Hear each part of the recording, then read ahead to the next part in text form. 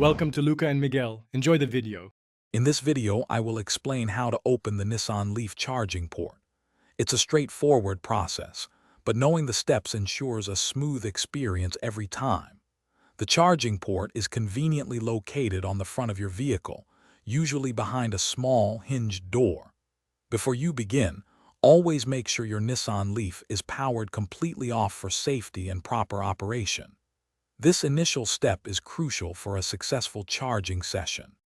To open the charging port, you'll use the two dedicated release buttons located inside the cabin. These are usually found on the dashboard, to the left of the steering wheel, near your left knee.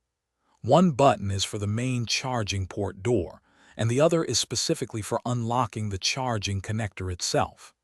Press the door release button first, and you will hear a click as the front port cover pops open, ready for the next step. Sometimes the electronic release might not work, perhaps due to a power issue or a malfunction. Don't worry, there's a manual override. You can find a manual release lever located in the front trunk, also known as the frunk. Look for a brightly colored, often orange or yellow lever. Simply pull this lever firmly, and it will manually open the charging port door, allowing you to access the charging inlet without any electronic assistance. Once the charging port door is open, you're ready to connect your charger. First, remove the protective cap from the charging inlet to expose the connection points. Then, take your charging cable and carefully align its connector with the port.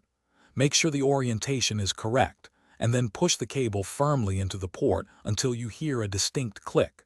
This click confirms that the cable is securely locked in place and ready to begin charging your Nissan Leaf. Thanks for watching and please subscribe.